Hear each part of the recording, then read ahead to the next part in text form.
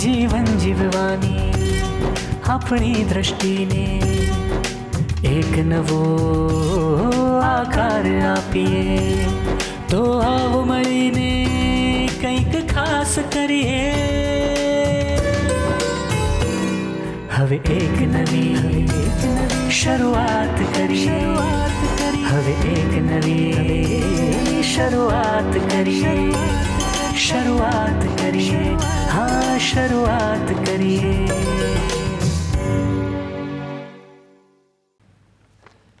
You bring them up, going them good sanskar when they get to teenage. They start opposing all these sanskars. Everyone says that if we give good sanskar right from childhood, they grow into responsible adults. What makes them change? Is it our previous karma that they start influencing us with a lot of trouble and problems?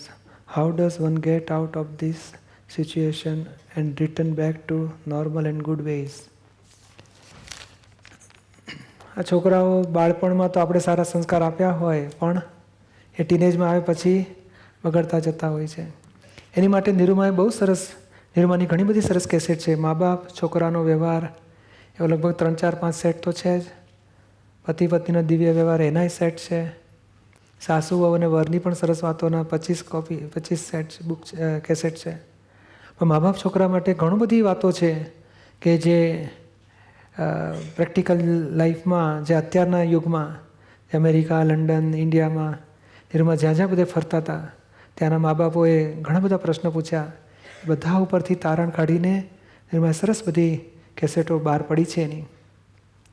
પણ આમાં ટૂંકી વાત એટલી જ છે કે મા બાપે છોકરાને સંસ્કાર આપવા આમ તો ઘણા ખરા આપણે આપતા જ હોઈએ છીએ, પણ એમાં 2-3 જાતની અમુક ભૂલો જે થઈ જતી હોય છે એને છોકરાએ બગડે છે ને આપણે પછી રિએક્શનથી વધારે બગડતા જઈએ છીએ એકબીજાના સંબંધો. એ મોટી વસ્તુ જો સમજીએ તો આપણી ફરજ છે છોકરાને, આપણે આઈ થિંક પરમ વિશે વાતો થઈ હતી, છોકરાને ભણાવો, ગણાવો, પરણાવો, નોકરી ધંધે લગાડવો, ત્યાં સુધીની ફરજ છે આપણી. એ ફરજ અને મોહ, જેટલું મોહથી કરીએ છીએ ને એનાથી છોકરા બગડે છે. પહેલાંના જમાનામાં તો 7-7, 8-8, 12-12 છોકરા તો કોનું ધ્યાન રાખે? એટલે મોટો નાનાને સાચવે, નાનો નાનાને સાચવે, છૂક ઘડી ચાલ્યા કરે. અત્યારે તો એકનું એક હોય, એવો ઓવર કોન્સન્ટ્રેશન, એટલું બધું મોહથી મારો છોકરો મારે બસ એને ફર્સ્ટ ક્લાસ ઇંગ્લિશ મીડિયમમાં ભણાવો છે, આવડો હોય ને તો બોલો 50 જાતના રમકડા આપી દે ને, તો પેલો તો કંટાળીને પછી નવું લાવો કહે છે.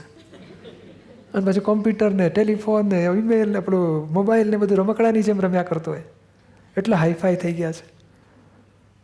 હવે એની સાથે પછી આપણે ઓવર કોન્સન્ટ્રેશન, એટલું બધું અમથું. એ જો દાળ ભાત ના ખાતો હોય તો મમ્મી એની પાછળ ફર્યા કરે, બેટા સવાર જો જમી લે, એટલે પેલો આગળ ફર્યા કરે, મોટો રાજાની જેમ પ્રિન્સ આગળ જાય અને પાછળ બધા સેવકો જાય. એટલે પેલો જાણે આપણે સમથિંગ મોટા છીએ, એટલે પછી એનું મગજ બગડે. પછી હવે શું થાય, પહેલાં તો જો મૂક્યું હોય જમવાનું, જો ના જમે ને બીજો છોકરો ખાઈ જાય, એટલે પેલું ડાયરેક્ટ જમી જ લે. ટાઈમ થાય એટલે જમી જ લે. અને અહીં તો એકનો એક હોય એટલે ઓવર કોન્સન્ટ્રેશન, ખાતો નથી, બેટા ખાઈ લે, રસોડું મારે પૂરું કરવાનું, ચલો બાબા જવાનું, આમ કરવાનું. એટલું બધું ભાઈ વધારે પડતી લાગણી બતાડો એટલે પેલાનું મગજ બગડે. આ તો એક નાનકડો દાખલો છે, પણ ઘણા બધા એવા પ્રસંગ છે કે આપણે છોકરાને મોંથી બગાડતા હોઈએ છીએ. નાનો હોય ત્યારથી જ બધું ઓવર એટેન્શન, પછી એટલું બધું એને પોઝેસિવનેસ હોય છે. બીજો ભાઈ આવી ગયો તો આવડો નાનો હોય ને 3 વર્ષનો, તો કે તું મને હેટ કરે છે, તું પહેલાંને લવ કરે છે, મને લવ કરતો નથી. બોલો મમ્મીને આવડો છોકરો સંભળાવ્યા કરે, એટલું બધું પોઝેસિવનેસ એના પર આવે. પછી આપણે એને ટીપ્યા કરીએ, સમજતો નથી, મારીશ ને હું કરીશ, એટલે પેલો સુધરે કે બગડે. પછી આપણે વાળતા નથી આવડતું, એને કેવી રીતે સમજણ પાડીએ કે જેથી કરીને એને સાયકોલોજી ડિસ્ટર્બ ના થાય. એટલે નાનપણથી પછી આપણે મોટો થયો તો ભેદ બે પાડ્યા કરે, જો નાનો કેટલો ડાયો છે, તું તો તોફાની, સમજતો કેમ નથી? એટલે કેમ હું નાનો મોટો છું ને તોફાની છું, હું વધારે તોફાન કરીશ. જરા કમ્પેરિઝનમાં બોલ્યા અથવા તો બીજાનું બોલ્યા, જો પેલો કેટલો હોશિયાર છે ને તું કેમ આવો, તરત એની બગડે સાયકોલોજી. એટલે નાની નાની વસ્તુઓ આપણને નોટિસ નથી થતું, પણ આ લોકો એટલા બધા શાર્પ છે કે બધું જ પકડે જ, કેચ કરતા હોય છે. પછી એને કોઈક વખત કંઈક જોઈતું હોય તો મમ્મી પપ્પા પાસે માગે ને પપ્પા ના પડે એટલે મમ્મી પાસે માગે, મમ્મી ના પડે તો એ મમ્મી પાસે પહેલાં જાય, મમ્મી આમ છે તેમ છે, ના પડે એટલે પછી ધીમે પપ્પાને પટાવે ને પછી પપ્પા પાસે પતાવી નાખે. હવે એને આવડે છે આવડા છોકરાને, તો આપણે મા બાપે સમજવું જોઈએ કે કેવી રીતે આપણે એની સાથે ડીલિંગ કરવું. નહીં તો આપણું શું થાય કે એક વખત મમ્મીને પટાવીને એનું ધાર્યું કરી નાખે, એ વખત પપ્પાને ધાર્યું પટાવીને કરી નાખે. ઘણી વખત પપ્પા મમ્મીનું કંઈક હોય ને કોન્ફ્લિક્ટ, તો એ પોતાનો ધાર્યો લાભ ઉઠાવી દેતો હોય છે.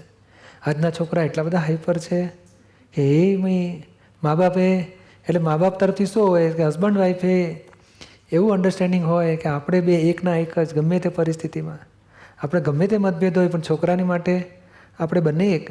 જો મમ્મીએ ના પાડી હોય છોકરાને કે તારે નથી કરવાનું, તો પપ્પાએ એની જોડે જોઈન્ટ જ હોય.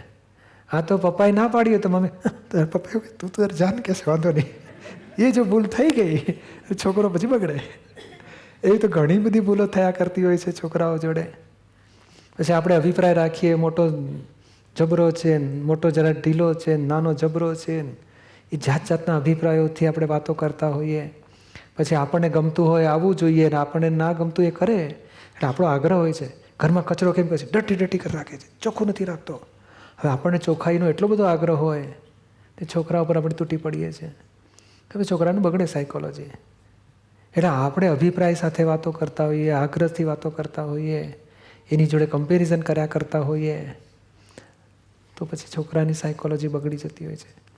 એટલે ઘણી બધી એવી વાતો છે કે અરે તમારે જો કોઈને પર્સનલ હોય તો ખરેખર પ્રશ્નો પૂછી પણ શકો કે મારે આની સાથે આવું થાય છે, તમને એને સરસ એક્ઝેક્ટ સોલ્યુશન મળે. અથવા તો નિરૂમાની કેસેટો લેજો, ખાસ ઘણા બધા સોલ્યુશન મળે એવું છે. છોકરા ઉપર મોહ, એની એ કેસેટ છે, કેવી રીતે મોહથી આપણે એની જોડે ડીલિંગ કરતા હોઈએ છીએ. ફરજથી કે નોર્માલિટીનું ડીલિંગ નથી હોતું. આપણે ફરજ વસ્તુ જુદી છે અને મોહ જુદી. મોહથી ડીલિંગ કરીએ, મોહ એટલે શું? આસક્તિ કહેવાય. એ સારું કરે એટલે આપણે ખુશ ખુશ ખુશ, જરાક ખોટું કરે એટલે અકળાઈને પછી જેમ તેમ આક્ષેપ મૂકીએ, તું આવો ને આવો રહ્યો, બગડી ગયો, ધ્યાન નથી રાખતો, કેટલી વાર તને કહેવું પડે. એ આસક્તિમાં દોષ હોય છે અને પ્રેમ હોય ને ત્યાં દોષ ના હોય. હવે મોહમાં રાગદ્વેષ થયા વગર રહે જ નહીં. છોકરા મા બાપે છોકરાને પ્રેમથી ઉછેરવાના છે. આસક્તિથી ઉછેરાય છે એટલે પછી રિએક્શનો આવે છે બધા. એને સરસ ફર્સ્ટ નંબરે પાસ થયો હોય, સરસ મજાની સાયકલ લાવી આપીએ નાના છોકરાને આપણે, અને પછી તોડીને લાવે એટલે પછી એને વળી મૂકીએ કે તું હાવ હમણાં પેલો ફર્સ્ટ નંબર પાસ થયો, સર્ટિફિકેટ એના હાથમાં હોય કે અમારો છોકરો હોશિયાર છે, બહુ હોશિયાર, સરસ. અને પછી પેલી સાયકલ તોડીને આવ્યો ને તરત આપણે વળી મૂકીએ, હા અક્કલ વગરનું નુકસાન કરે છે. એટલે પેલો જાણે હું અક્કલવાળો છું કે હોશિયાર છું કે અક્કલ વગરનો છું. અને સાયકલ તોડીને આવ્યો હોય એટલે એને પોતાની ભૂલનું ગિલ્ટી પણ હોય કે મેં આ નુકસાન કર્યું છે.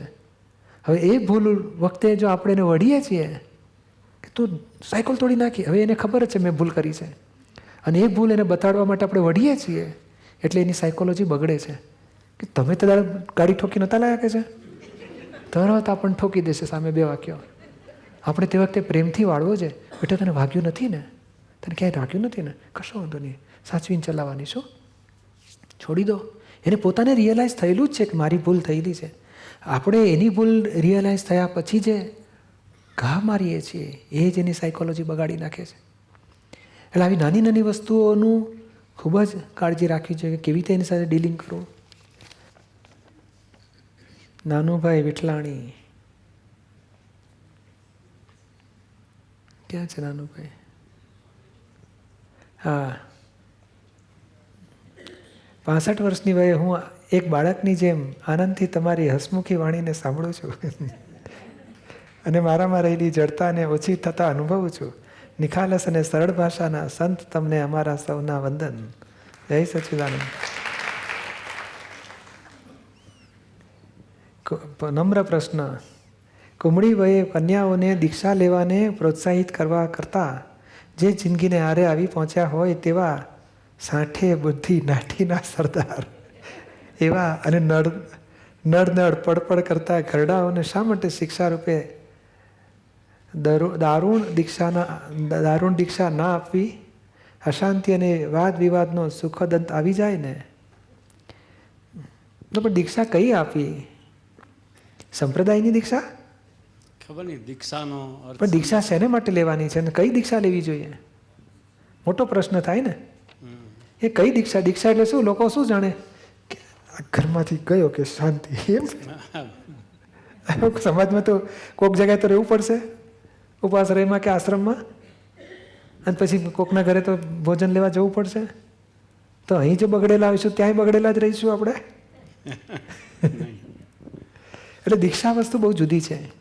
આજે કુમળી વયે કન્યાઓને દીક્ષાની વાત કરો છો ને, એ દીક્ષા જૈન ધર્મમાં તો ખાસ હોય છે, બીજા બધામાં ઓછા. અમુક સ્વામિનારાયણમાં હોય છે દીક્ષા આપતા, એટલે કે સાધુ બનાવતા હોય છે, અને અમુક સંન્યાસી કે છે વેદાંતમાં કે વૈષ્ણવમાં. પણ મૂળ વાત આપણે સમજીએ, દીક્ષા એટલે શું વસ્તુ છે? કે દીક્ષા એટલે એમ સમજે છે કે આપણે પરિગ્રહ છોડ્યા, ઘર બાર બૈરી છોકરા પૈસો પ્રોપર્ટી, એટલે પરિગ્રહ છોડવાથી એ રસ્તો એક છે કે જેટલા પરિગ્રહ છૂટે એટલી મમતા છૂટે, એટલો અહંકાર ઓછો થાય. પછી બહારના પરિગ્રહ છૂટ્યા પછી અભ્યંતર પરિગ્રહ કહેવાય છે કે અંદરના ક્રોધ માન માયા લોભ રાગ દ્વેષ મોહ બધા એ અંદરના પરિગ્રહ છોડવાના હોય છે. અને અંદરના પરિગ્રહ છોડતા છોડતા તે ક્રોધ અને થોડું માન જડે એવા છે, કપટ અને મોહ જડે એવા નથી. લોભ તે ક્રોધ ઘટાડે ને તો કે મેં ક્રોધ ઘટાડ્યો તો મેં પછી પહોળો થાય અને ક્રોધ બિચારો પાતળો થાય. મેં માન ઘટાડ્યું, તે માન ઘટાડીને શું થાય? તો હું ઘટાડનારો, એટલે અહંકારથી અહંકારને ઘટાડે છે, એટલે નિર્માણી થતો જાય છે. નિર્માણીપણાનું માન ઊભું થાય છે કે હમ નિર્માની હૈ, એમ કરીને પાછો અહંકાર તો ઊભો જ હોય. એટલે આ બહુ મુશ્કેલ છે, અંદરના દોષોને કેવી રીતે ખાલી કરવા. સમજાય છે ને? એ પણ એ રસ્તો છે. જ્યારે પ્રત્યક્ષ જ્ઞાની હોય અથવા તીર્થંકરો હોય કે આત્મજ્ઞાની ગુરુ હોય, એ ક્રમિક માર્ગ એવો છે કે ગુરુને આધીન રહીને આત્માના રસ્તા ઉપર એને આગળ ચલાવે, પછી એને પોતે આશ્રિત હોય ગુરુનો, અને ગુરુ ગાઈડ કરતા હોય. હવે ગુરુ 65 ડિગ્રીએ પહોંચેલા હોય તો 65 ડિગ્રી સુધીનો કચરો તો સાફ કરાવે છે. પછી એના આગળ ગુરુ કરવા પડે 75 ડિગ્રીવાળા, તો એ 10 બીજી ડિગ્રીનો કચરો સાફ કરાવે. એમ ધીમે ધીમે ડેવલપ થતો થતો મૂળ આત્મા સુધી પહોંચે. એ ક્રમિક માર્ગનો રિવાજ છે એવો. એટલે દીક્ષાનો હેતુ આવો હોય છે, પણ એ પ્રત્યક્ષ આત્મજ્ઞાની હોવા જોઈએ. ભલે ક્રમિક માર્ગમાં જ્ઞાની હોય છે 70%, 80%, 90%, અને 100% જ્ઞાની થયા ને એ અનુભવી જ્ઞાની કહેવાય છે. અને એ પછી એવા જો જ્ઞાની મળે ને તો પછી બહુ આગળની દશા પ્રાપ્ત થઈ જાય. તીર્થંકરો જેવા જ કહેવાય, નજીકના. હવે થાય છે શું કે આજે આપણે કોઈનું વાદ વિવાદ નથી કરતા, પણ સંપ્રદાયની દીક્ષા હોય છે. અને સંપ્રદાયમાં રહીએ, તમે જ વિચાર કરો કે પક્ષમાં રહીએ અને મોક્ષની પ્રાપ્તિ ઈચ્છા રાખીએ, એ બને ખરું? પક્ષપાતમાં હોઈએ અને નિષ્પક્ષપાતી ભગવાનને ખોળવા જઈએ, બનશે ખરું? એટલે પક્ષ અને મોક્ષ બે વિરોધાભાસ છે. આ તમે નાનું ભાઈ છો માનો છો, પછી હું જૈન છું કે વૈષ્ણવ છું માનો છો, ત્યાંથી જ તમે સંપ્રદાયવાળામાં બેસો છો, પછી તમે આત્મા તરફ જાઓ તો જડે જ કેવી રીતે?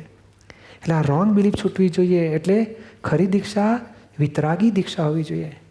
વાડા સંપ્રદાય પક્ષીથી મુક્ત કરાવી અને અજ્ઞાનથી મુક્ત કરાવે અને જ્ઞાનમાં સ્થિર કરે, એવી દીક્ષા હોવી જોઈએ. ખરી દીક્ષા એવી જરૂર છે આપણને. આ તો કપડાં ધોળા, રંગીન કપડાં છોડાવીને ધોળા પહેરાવે કે ભગવા પહેરાવે, તો એ દીક્ષા તો બીજી બાહ્ય દીક્ષા થઈ, આંતરિક દીક્ષા ના થઈ. અંદર અજ્ઞાન તો મારું બદલાયું નહીં.